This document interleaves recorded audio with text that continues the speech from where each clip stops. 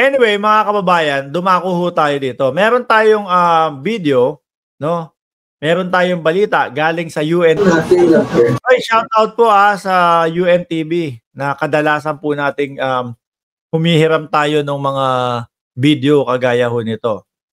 Ano sabi ng dating Pangulo dito? No? Ano ang masasabi niya kung bakit niya kung bakit niya pinapasok ang Pogo? No. Alam mo, maski noon pumayag ako dahil kailangan natin ng pera. Marami tayong mga nasunugan ng hingi ng tulong, makakatulong. Yung taxes daw po ng Pogo. Pero mga kababayan, miski yung Bamban at yung wala naman din masyadong wala naman din masyadong nagbabayad ng taxes Pero tingnan natin kasi hanggang ngayon mga bossing existing pa din po yung mga Pogo, which is isa po tayo sa nananawagan sa ating Pangulo na kumbaga completely tanggalin na lahat yan. No? Nananawagan tayo. No. Pakinggan ho natin ang sagot ni Digong kung bakit niya pinayagan ng Pogo. Maski pumayag ako dahil kailangan natin ng pera. Marami tayong mga nasunugan, hingi ng tulong, makakatulong. Malaki umano ang nakukuhang revenue o kita ng Pilipinas mula sa buwis ng Philippine Offshore Gaming Operations o POGO.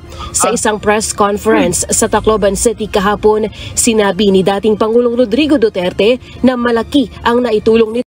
Sa Tacloban niya pala sinabi ito, mga kababayan. No? Doon sa Tacloban na pagkapasok nila doon sa lugar ng Tacloban, ito ang bumungad ho sa kanila. We love MR. We love MR. Ayan yung convoy nila. Pumapasok sila sa loob ng Tacloban. President ng Taong Bayan. Binabastos po sila, mga kababayan. We love MR. Paano? Kung ano-ano ng paninira ang ginawa nila sa Martin Romualdez, mga bossing Tapos itong pinasok sila lugar ho, baluarte ni Martin Romualdez. Siyempre, mahal ng taong bayan yan. Naisingit ko lang ho. Diyan pala sila, dito pala sinabi ng dating Pangulo. Noong 2021, pinirmahan ni former President Duterte ang Republic Act 11590 para patawan ng mas malaking tax ang Pogo at ma-regulate ang illegal gambling operations sa bansa. Ang buwis na nakokolekta mula sa Pogo ay inilaan sa Universal Healthcare Act, health facilities at budget para sa programa ng National Economic and Development Authority o NEDA. Batay sa ulat ng Department of Finance, 8.8 billion pesos ang nakolektang buwis ng Bureau of Internal Revenue sa Pogo noong 2022. Mas mataas kumpara sa 3.91 billion. Pero ito mga kababayan, yung mga Pogo na yan, kaya po sa atin nag-ooperate yan kasi bawal ho sa China yan. Bawal ho sa China yan. Pesos tax earning noong 2021. Ayon pa sa dating Pangulo, legal ang Pogo sa bansa at nagiging kurap lamang dahil sa pangihimasok o pagkikialam ng mga pulis at politiko. Uy, sino kaya yung mga nandun? Sino kaya mga politiko yung yung merong nakitaan ng mga papeles sa loob ng Pogo? Nakitaan ng ito pong executive assistant ko, kailangan ko, no? Para po sa pagbiyahe kasi may diabetes ho ako. Kailangan ho akong turukan. Sino kaya yung mga yon? Ako, Pogo, basta alaga. No, ako ang Pogo, basta alagaan lang. Legal talaga yan sa Pilipinas, pero sa China hindi. It's intended to be legal and proper. Pagka pumasok ka dyan, nandyan na ang yung korupsyon, police, pati politiko, sirat. At madami din dyan sa loob niyan. Madami ding mga torture hub, madami ding mga prostitution, etc. etc. Di ba po, sir? Madami mga bentahan ng babae. Oh. Lang. Kaya ho, ang mga ibang lahi talagang dumadayo po sa Pilipinas para gumawa at pumasok doon sa loob ng Pogo. Parang kumbaga sa Singapore, may merong red district, mga kababayan. Ito siguro iniisip nila. Ito ang luxury red district sa Pilipinas. Oh. Legal talaga yan. It's intended to be legal and proper. Pagka pumasok na dyan, nandyan na yung corruption, police, pati politiko, sira talaga ang tumada. Pagka pumasok na, tapos nandyan na yung mga politiko, pati mga polis, wala. Kanya-kanyang spirit na yan. Nilinaw naman ni Duterte ang larawang magkasama sila ni Bamban Tarlac Mayor Alice Go sa kanyang bahay.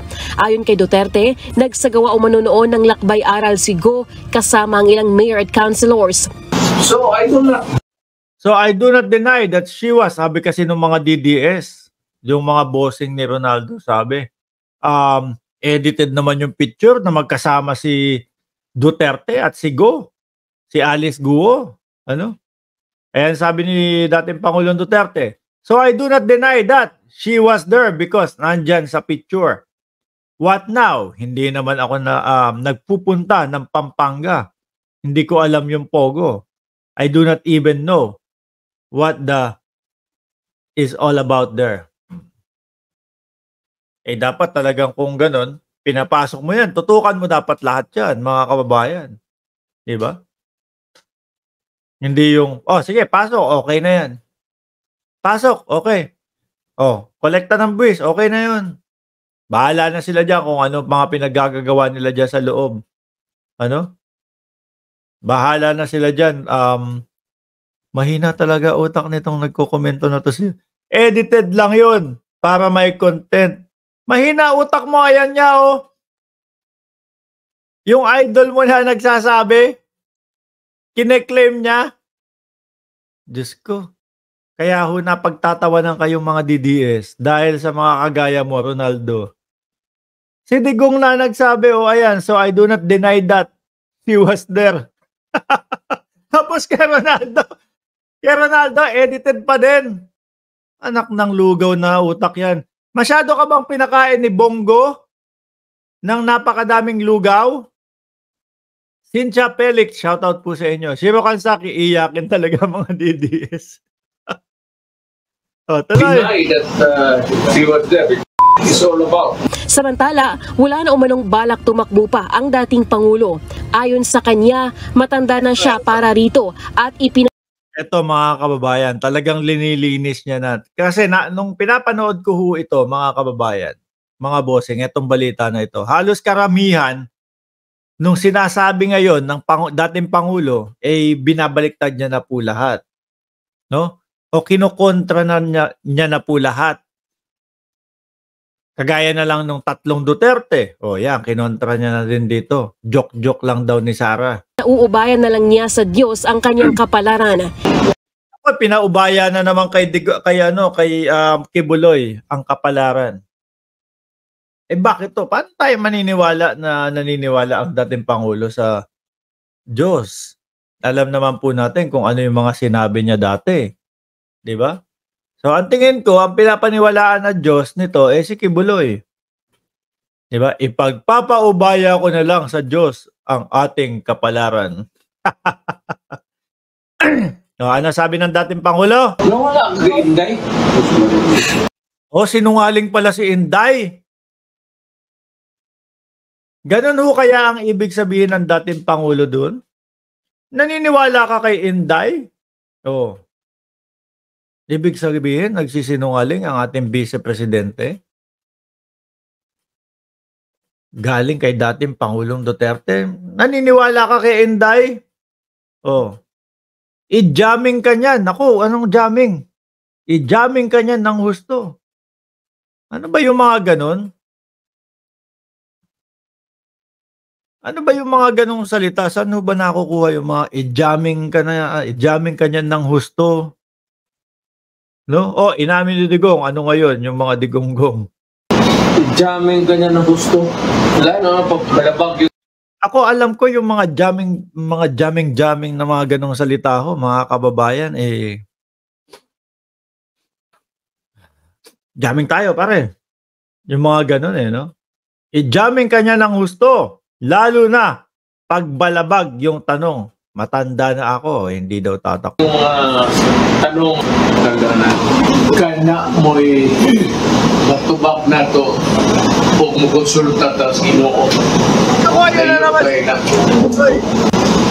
To distance really to give a reckoning what will happen in between year 28. Kumbaga, bahala na si Diyos Kibuloy sa 2028 at ngayong 2025. Anything goes na. Hindi tayo makakapagsalita niyan. Diyos lang. Laging nababanggit ng dating Pangulo ang Diyos ngayon. Ano? Lagi niyang napabanggit ang salitang ang Diyos ngayon. Oh, bakit kaya? Anything goes na. Di ba? Di ka tanong kaya. Diyos ray. Sinabi rin ng dating Pangulo na wala umanong jurisdiksyon ang International Criminal Court sa ating bansa kaugnay sa war on drugs ng kanyang administrasyon. Siya lang naman nag-declare nun eh. No, kasi siya yung iimbestigahan ho. No, nung nalaman niya na iimbestigahan siya, eh sabay banat na wala na, cut ties na. Tapos na tayo. Wala na tayong duktong with ICC. Di ba? Siya naman yun eh. Kumbaga, mga kababayan, eh putulin ko na yung connection sa inyo. Ako iimbestigahan ninyo eh. Wala rin umano itong alam sa pag-resign ng kanyang anak na si Vice President Sara Duterte bilang Secretary ng DepEd. Inihayag rin ni Duterte na tukoy umano niya ang kinaroroonan ni religious leader Apollo Kibuloy. Oh, biruin mo yan, gusto yung nabanggit niya ho, mga kababayan, na gusto niyang magtrabaho ang ating Pangulo. Di ho ba? Gusto niyang magtrabaho ang ating Pangulo. Pero alam niya kung nasan si Kibuloy. Ayaw niyang ituro. Secret lang daw po. Eh base naman doon sa mga DDS na mga nag-post, ang galing talagang mga asar ni PRRD. Manot ba, mapapasaan ba madedekwat din o madadampot din yung mahilig mandaklot? Ano? Pero tumanggi na itong sabihin kung saang lugar siya nagtatago. Ayaw man Pastor, siguro mag-surrender. Ayaw man siguro ni Pastor mag-surrender. Di wag mag-surrender. Dati hong Pangulo natin yan, mga kababayan. Ha? Pagpasensyahan nyo na po. Ano? At kumbaga siguro, iniisip niya, hindi na ako Pangulo. Kahit ano na lang ang sabihin ko dito. Ayaw man siguro ni Pastor mag-surrender. Di wag mag-surrender, magtago ka na. Imbes na hikayatin na, no, bilang kaibigan mo. No? Kibuloy, bilang kaibigan mo. Kumbaga, sagutin mo yung mga nirereklamo sa iyo. Sa dating Pangulo, ayaw man siguro ni Pastor mag-surrender. Di wag mag-surrender, magtago ka na lang. Pero kung tanungin ako kung nasaan si Pastor, alam ko. Alam ko kung nasaan si Pastor. Pero secret.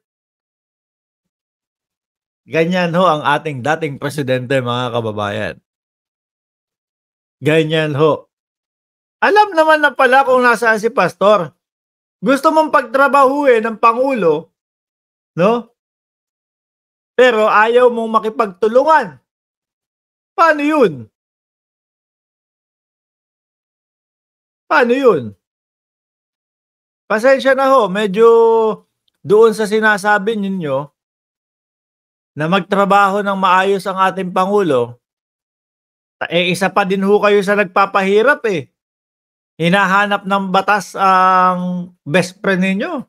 Tapos yan lang ho ang sasabihin nyo. Alam ko kung nasaan pero secret. Makabayan ho talaga ang dating Pangulo, mga bossing. Napaka-makabayan ni PRRD. mga kababayan. No? 530 viewers. Meron po kayo nakikitang L Pilipinas dyan sa ilalim with logo. Ayan, no? Hanapin nyo lang po yan sa YouTube, mga bossing. At mapapanood nyo yung mga iba't ibang hearing sa Kongreso at sa Senado po. Diyan din po ako nanonood, mga kababayan. Kapag kayong merong mga live na Senate hearing at Congress hearing, mga bossing. I-subscribe nyo lang po yan. Ano? Anyway, 5 topic na din po yun, mga kababayan, at mag-iisang oras na tayo. Ako'y magpapaalam na po. 545 viewers. No? Huwag nyo pong kalimutan na mag-like dito sa ating live stream, mga kababayan. Huwag din po natin kalimutan na mag-subscribe para lagi po kayong makaka-receive ng notification galing kay YouTube na tayo ay naka-live na. And tulungan nyo na din po kami na i-share itong mga ginagawa nating live stream at mga video. Muli po, mga boss, chief, amo, sir, ako po ay magpapaalam na. Sabi, pahabol ni Jocelyn Gan. Asal bata na si PRRD, dapat mag-jack and poy na sila. O yan. Jack and poy na lang daw kayo ni Kibuloy. Anyway, maraming salamat and God bless po. Saludo po ako sa mga mamamayang Pilipino, lalong-lalo na po na nakikipagtulungan, hindi kagaya ni Digong, nakikipagtulungan sa ating gobyerno at sa ating Pangulo para patuloy po ang pag-asenso ng Pilipinas. Maraming salamat and God bless po sa atin lahat.